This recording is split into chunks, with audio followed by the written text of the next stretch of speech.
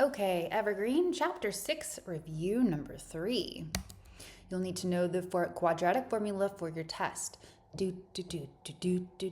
X is equal to negative b plus or minus the square root b squared minus 4ac all over 2a. Make sure you can do that. Okay, you'll need to know these two vocabulary words. The radical is the pink symbol, and the radicand is the number under the radical sign. You'll need to know the difference between these two types of expressions and how to put them in your calculator. You need to know that 6 plus 8 all under the radical is different from the radical of 6 plus the radical of 8. Okay, so you can see from my keystrokes here on the calculator how to do that. 6 plus 8 must be under parentheses together, and the square root of 6, enter, plus the square root of 8, enter. Gives you two different answers.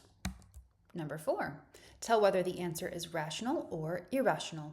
The square root of 2 is a decimal, so it is irrational. The square root of 121 is a whole number, therefore it is rational. Here are more little expressions you need to know how to put into your calculator. The square root of 25 is 5, and so 11 times the square root of 25 is the same as saying 11 times 5, 55. So down here we have 11 plus the square root of 25, so 11 plus 5 is 16.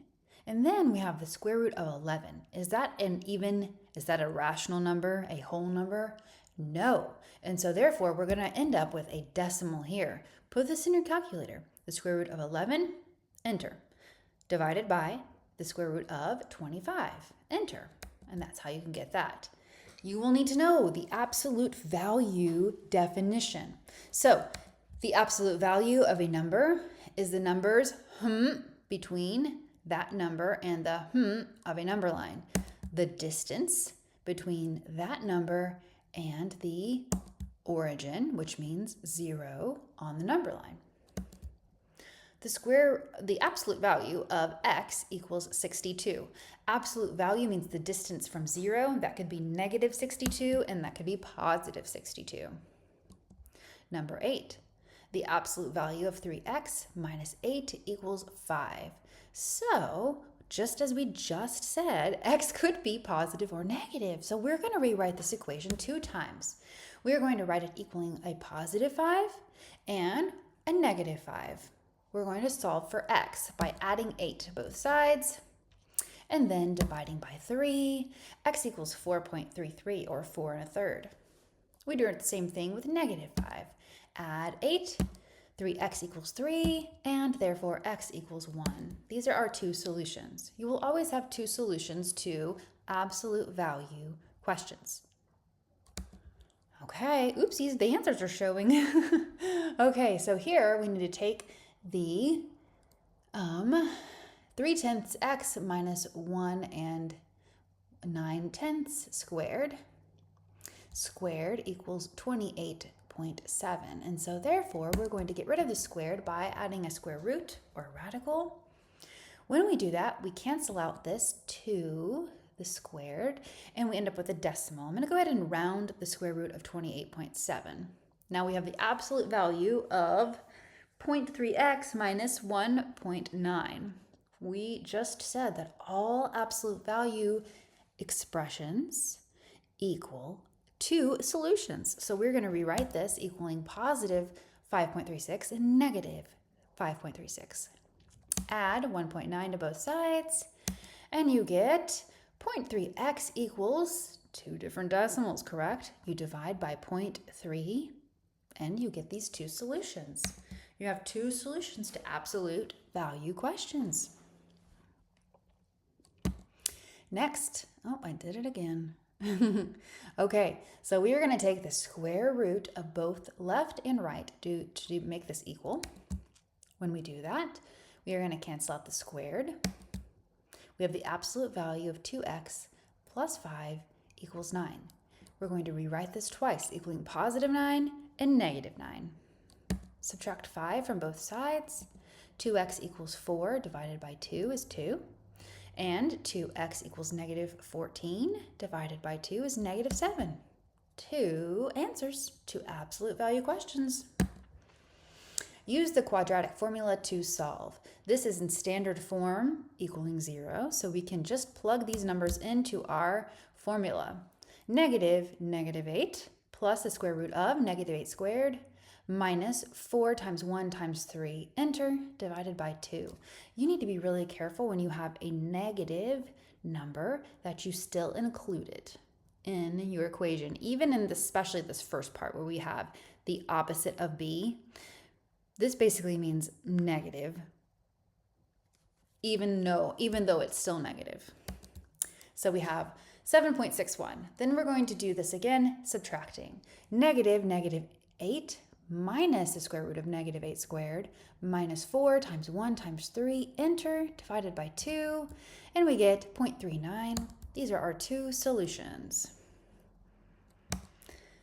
We have another wonderful standard form equation, so we're going to plug 1, negative 16, and negative 17 into our equation. Negative 16 plus the square root of negative 16 squared minus 4 times 1 times negative 17, enter, divided by 2, x equals 17. And then we're going to do this again, subtracting. Negative 16 minus the square root of negative 16 squared minus 4 times 1 times negative 17, enter, divided by 2, x equals negative 1. These are our two solutions. Let's do it again. We have 7, 10, and 3, all positive numbers. We're putting those into our equation. Of course, it's negative 10 because it's always negative b, plus the square root of 10 squared minus 4 times 7 times 3, enter, divided by 14, equals negative 0.43. Next, let's subtract. Negative 10 minus the square root of 10 squared minus 4 times 7 times 3, enter, divided by 14, x equals negative 1. These are the two solutions to our quadratic formula. Now, this one says 2x squared plus 7x equals negative 3. This one is not in standard form. When we move this negative 3 over the equal sign, it's going to turn into the opposite sign of whatever it is. So since it's negative 3, it will turn into positive 3, equaling 0. Now we have 2, 7, and 3 to put into our formula. Negative 7 plus the square root of 7 squared minus 4 times 3 times 2, enter, divided by 4, is negative 1/2. We're going to do this again and subtract. Negative 7 minus the square root of 7 squared minus 4 times 3 times 2, enter, divided by 4, equals negative 3. These are our two solutions. Okay, write the vertical motion formula. You need to know this. On your test, I will say, write the vertical motion formula. You need to memorize this. So vertical motion is when you throw something in the air and it goes up because of your force and then it falls down because of gravity. This is how you measure the distance it moves. And so d equals RT minus 5t squared. D equals RT minus 5t squared. So if I said write an equation for distance using this information, a basketball moving at 25 meters per second, 25 is our rate. That's the R. D is distance. T is time. So D equals 25t minus 5t squared. Write the discriminant. When I say this on your test, I want you to write this. B squared minus 4ac. I want you to write the section that is under the radical in our quadratic formula. And then I'm going to give you a discriminant, and you're going to tell me whether the solution is rational or irrational or not a real number. And so rational means whole number, irrational, a decimal, not a real number. Well, that would be an error on your calculator if you entered it, right? It would be something that is impossible in math to do. So let's plug this in and see. We have 9 squared, which is 81, right? Minus 4 times 5 times negative 2. And we get 11. And so therefore 11 is a whole number and it is rational. Good job. You're going to do awesome, and I'll see you soon. Bye.